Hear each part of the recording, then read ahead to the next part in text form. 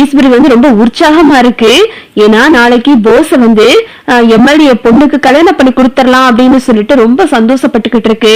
அடே போஸ், நாளைக்கு எங்கிட்டு போயிடாதடா, இங்கே இரு, எம்எல்ஏ வீட்டுல இருந்து வர்றாங்களாம், எப்படியாவது இந்த கல்யாணத்தை நடத்தி முடிச்சிட்டோம் அப்படின்னா இந்த மலர் பிரச்சனையில இருந்து எப்படியோ தப்பிச்சிடலாம். எனக்கு ஒரே ஒரு ஆசைதான்டா, நீ பெரிய இடத்துல உனக்கு நல்ல பொண்ணா பார்த்து கட்டி வைக்கணும்னு ஆசைப்பட்டேன். போதாத காலமா மலர்கிட்ட வந்து நம்ம மாட்டிக்கிட்டோம். ஆனா கடவுளா பார்த்து இப்படி ஒரு வாய்ப்பை கொடுத்திருக்காரு போஸ். நாளைக்கு ஆளுகளா வரும்போது நீ எதுவும் பண்ணாம நல்லபடியா இருந்துருடா அப்படின்னு சொல்லிட்டு இங்கிட்டு ஈஸ்வரி சொல்லிக்கிட்டு இருக்கு. அப்புறம் இங்க பார்த்தா தமிழ் வந்து சேதுவுக்காக காலெல்லாம் அமுக்கி விடுறாங்க. இத பாத்துட்டு அப்பத்த வந்து பாத்தியாடி அங்க பாரு, என்னதான் அவளுக்கு பிடிக்கலன்னாலும் காலை அமுக்கி விடுறது புருஷனுக்கு ஒன்னதும் துடிக்கிறா பாரு அப்படின்னு சொல்லிட்டு மலர்கிட்ட வந்து அப்பத்தான் சொல்லிக்கிட்டு இருக்காங்க. ஆமா மச்சி, இததான் நாங்களே சொன்னோம், அவ கேட்க மாட்டா அப்படின்னு சொல்லிட்டு மலரும் பேசிக்கிட்டு இருக்காங்க. அப்புறம் பார்த்தா எல்லாரும் தூங்கிடுறாங்க. காலையில ஆகிருது. இங்கிட்டு ஈஸ்வரி ரொம்ப தடபுடலா கிளம்ப ஆரம்பிச்சிருது. மாமா எப்ப மாமா சொன்னாங்க, எம்எல்ஏ எப்ப வரதா சொன்னாங்க, அவங்க பொண்ணு கூட கூட்டிட்டு தானே வர்றாங்க அப்படின்னு சொல்லும்போது ஆமா ஈஸ்வரி கூட்டிட்டு தான் வர்றாங்க அப்படின்னு சொல்லவும் இங்கிட்ட அப்பத்தான் வந்து பாத்தியா ராஜாங்கம், இவ கால்ல சக்கரத்தை கட்டிக்கிட்டு திரியிறா, இவளை காலையில இருந்து நானும் கவனிச்சுக்கிட்டு தான் இருக்கேன், இங்கிட்டு ஓடவும் அங்கிட்டு ஓடவும் ரொம்ப சந்தோஷமா திரியிறா. அந்த மலரு பாவம் அவளோட வாழ்க்கையை சீரழிச்சிட்டு ஆத்தாளு மகளும் எப்படி கொண்டாட்டமா இருக்காளுங்கன்னு அப்படின்னு சொல்லிட்டு அப்பத்தா பேசிக்கிட்டு இருக்காங்க. சரி விடுமா, அதான் போசுக்கும் மலருக்கும் ஆகாதுன்னு தெரிஞ்சு போச்சுல, இனி ஈஸ்வரி சொன்ன மாதிரி அவங்க உங்க வாழ்க்கையை பாத்துக்கிற வேண்டியதானே அப்படின்னு சொல்லிட்டு ராஜாங்கமும் சொல்லிக்கிட்டு இருக்காங்க. இங்க பார்த்தா மலர் வந்து வீட்டுக்குள்ள வர்றாங்க. வீட்டுக்குள்ள வரும்போது ஏய் எதுக்கு நீங்க வந்த அப்படின்னு ஈஸ்வரி கேக்குது. உடனே அப்பத்தா வந்து ஏய் எதுக்குடி அவளை விரட்டிக்கிட்டு இருக்க அப்படின்னு சொல்லும் போது எம்எல்ஏ வீட்டுல இருந்து என் பையனுக்கும் அவங்க பொண்ணுக்கும் இப்போ நிச்சயதார்த்தம் நடக்க போகுது, தட்டு மாத்தி பூ வைக்கிற வரைக்கும் இப்ப போக போறோம். இப்ப இவ வீட்டுக்குள்ள வந்துகிட்டு இருக்கா, இவளை யாரு என்னன்னு கேட்டாங்கன்னா சங்கட்டமா இருக்காதா? என்னத்த நீங்க இப்படி பேசிக்கிட்டு இருக்கீங்க, வயசுல மூத்தவங்களா இருந்து நீங்க தான் இதெல்லாம் எடுத்து சொல்லணும் அப்படின்னு சொல்லிட்டு ஈஸ்வரி சொல்லவும் அதெல்லாம் எனக்கு தெரியும் டி, அதுக்கு பக்குவமா சொல்லணும், இப்படி அடி விரட்டுவ அப்படின்னா அப்பத்தா வந்து சொல்லவும் உடனே மலர் சொல்றாங்க எனக்கு இந்த விஷயம் தெரியாது, அதனாலதான் நான் வந்துட்டேன், நான் இந்த பக்கமே வரமாட்டேன் இப்போதைக்கு அப்படின்னு சொல்லிட்டு மலர் அங்க இருந்து அழுதுகிட்டு அங்க இருந்து போயிடுறாங்க. ரொம்பதான் பண்றா போடி மொத அப்படின்னு சொல்லிட்டு ஈஸ்வரி வந்து மலரை வந்து திட்டி அனுப்பிடுது. அப்புறம் பார்த்தா சாவித்திரி வந்து என்ன மதினி ரொம்ப பரபரப்பா இருக்கீங்க அப்படின்னு கேட்கவும் உங்களுக்கு விஷயம் தெரியாதா, இன்னைக்கு போஸுக்கும் அந்த எம்எல்ஏ பொண்ணுக்கும் தட்டு மாத்த போறோம், 2 பேத்துக்கும் கல்யாணம் பேசி முடிக்க போறோம்ல, அவங்க எல்லாம் வீட்டுக்கு வர்றாங்க அப்படின்னு சொன்னதும் இது கேட்டு சாவித்திரி அதிர்ச்சி ஆகுது. ஓஹோ அதான் காலையில இருந்து ரொம்ப பரபரப்பா இருக்கீங்களோ அப்படின்னு சொல்லிட்டு சாவித்திரி நக்கல் அடிச்சுக்கிட்டு இருக்கு. சரி சரி உங்ககிட்ட எல்லாம் பேசுறதுக்கு எனக்கு நேரம் இல்ல, நான் இங்க இருந்து கிளம்புறேன் அப்படின்னு சொல்லிட்டு சாவித்திரி கிட்ட ஈஸ்வரி வந்து ரொம்ப நக்கலா அங்க இருந்து பேசிட்டு போயிருது. எம்எல்ஏ வீட்டுல இருந்து எல்லாரும் வந்துடுறாங்க. வந்துட்டு எல்லாரும் வந்துட்டு எம்எல்ஏ வந்து வரவேற்கிறாங்க.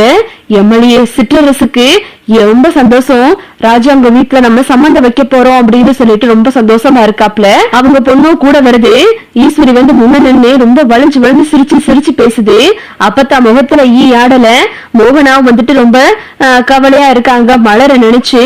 அப்புறம் பார்த்தா இந்த சாவித்திரிக்கு எப்படியாவது இந்த கல்யாணம் நடக்கவே விட்டுறக்கூடாதுரி, இப்ப நிச்சயம் தானே நடக்குது, கல்யாணத்தை எப்படியாவது நம்ம தடுத்து நிறுத்தி ஆகணும் அப்படின்னு சொல்லிட்டு சாவித்திரி மனசுக்குள்ள நினைச்சுக்கிட்டு இருக்கு. அங்க பார்த்தா மலர் முகம் ரொம்ப கவலையா இருக்கு.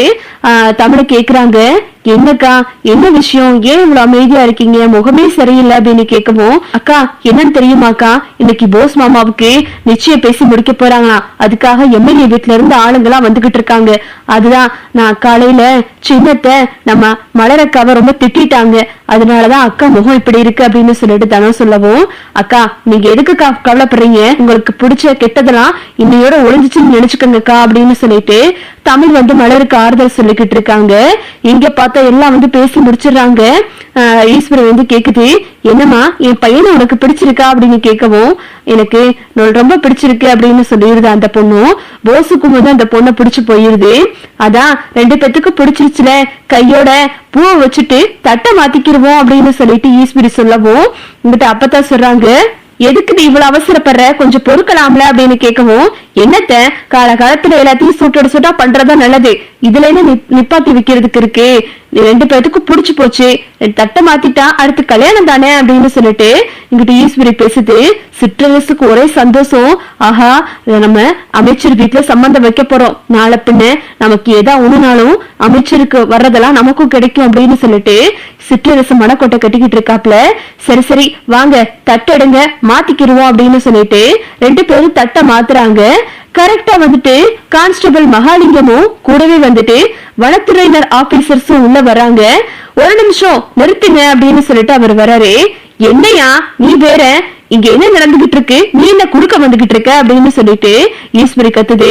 ஒரு நிமிஷம் ஈஸ்வரி, என்னதான் சொல்ல வராங்கன்னு பாப்போம் அப்படின்னு சொல்லிட்டு ராஜுங்க கேக்குறாரு.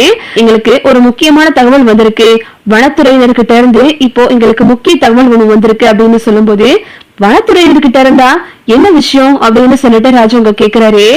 அது வந்துங்கயா, நீங்க இப்போ சமீபமா சிறுமலை கிட்ட மெடிக்கல் கேம்புக்கு போயிருந்தீங்கல்ல, அப்போ உங்களை வண்டு கொட்டி நீங்க மருத்துவமனையில ஆஸ்பத்திரியில இருக்க போது உங்க மருமக மயே, அது போக உங்க தம்பி பையன் 3 பேருமா சேர்ந்து காட்டுக்குள்ள போனாங்க அப்படின்னு சொல்லும் போது, ஆமா அதான் முடிஞ்ச விஷயமாச்சே, அதெல்லாம் எதுக்கு எடுத்துக்கிட்டு வரீங்க அப்படின்னு ஈஸ்வரி கத்துது.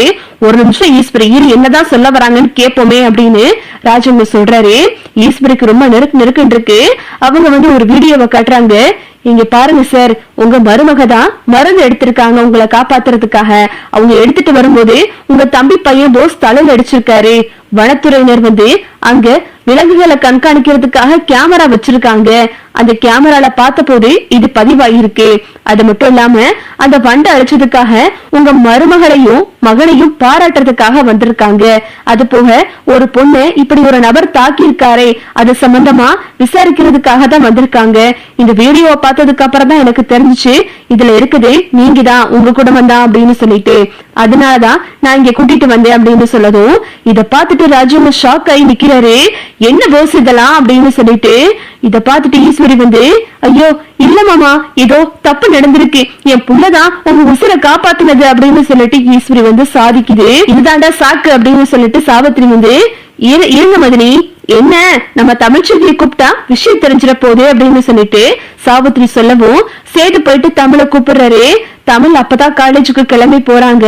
தமிழே ஒரு நிமிஷம் வா அப்படின்னு சொல்லும் போது, என்னங்க அப்படின்னு கேட்கவும், உள்ள வா அப்படின்னு சொல்லிட்டு சேது வந்து தமிழை கூட்டிக்கிட்டு போறாரு. என்னமா இங்க இந்த மாதிரி போலீஸ் எல்லாம் வந்து சொல்றாங்க அப்படின்னு கேட்கவும், ஆமா மாமா, நான் தான் அந்த வண்டுகள் எல்லாம் கொண்டுட்டு ரொம்ப கஷ்டப்பட்டு என் உயிரை பணைய வச்சு மருந்து எடுத்துட்டு வந்தேன். ஆனா என்னை யாரோ பின்னாடி அடிச்சாங்க, ஆனா அது யாருன்னு தான் மாமா தெரியல அப்படின்னு சொல்லும் போது அந்த வீடியோவை காட்டுறாங்க. அப்போ போஸ்தா என்ன அடிச்சதா அப்படின்னு சொல்லிட்டு தமிழும் அதிர்ச்சி ஆகுறாங்க. இந்த விஷயம் உனக்கு தெரியாதாமா, ஏமா நீ முன்னாடியே சொல்லல அப்படின்னு ராஜு உங்க கேக்குறாரு. மாமா நான் சொன்ன யாரு மாமா நம்ப போறா அப்படின்னு சொல்லிட்டு தமிழும் சொல்லவும் அந்த இடத்துல வந்துட்டு போஸ போட்டு சேதுவும் ராஜாங்கமும் அடிச்சிடறாங்க. உனக்கெல்லாம் எம்எல்ஏ பொண்ணு கேக்குதா அப்படின்னு சொல்லிட்டு எம்எல்ஏவோட பொண்ணு வந்துட்டு இப்படி ஒரு பொய்க்காரனையும் கேடுகட்டவனையும் என்னால கல்யாணம் பண்ணிக்கிற முடியாது, ஏற்கனவே என்னோட வாழ்க்கை சீரழிஞ்சிருச்சு, திரும்பவும் என்னோட வாழ்க்கையை சீரழிச்சுக்கிற விரும்பல அப்படின்னு சொல்லிட்டு சிற்றரச கூட்டிக்கிட்டு அந்த பொண்ணு கிளம்பிடுது. உடனே ராஜாங்க வந்து, சிற்றரசு என்ன மன்னிச்சிருப்பா, எதா இருந்தாலும் நான் அப்புறமா உங்ககிட்ட பேசுறேன் அப்படின்னு சொல்லிட்டு ராஜாங்க வந்து அவங்களை அனுப்பி வச்சிடறாரு. ஈஸ்வரி வந்து அப்படி கடுகடுன்னு நிக்குது. ஐயோ என்னது கடைசி நேரத்துல எல்லாம் இப்படி கைவிட்டு போகுது அப்படின்னு சொல்லிட்டு ஈஸ்வரி வந்து அப்படியே ஆடி போய் நிக்குது. சாவித்திரிக்கு கொண்டாட்டம், காலையில இருந்து ஆட்டம் ஆடி ஆடுன அப்படின்னு சொல்லிட்டு இதுதான் அடுத்தடுத்து நடக்க போகுது. ஓகே விவோஸ், இந்த வீடியோ உங்களுக்கு பிடிச்சிருந்தா லைக் பண்ணுங்க, ஷேர் பண்ணுங்க, மறக்காம நம்ம சேனலை சப்ஸ்கிரைப் பண்ணிக்கங்க. தேங்க்ஸ் ஃபார் வாட்சிங்.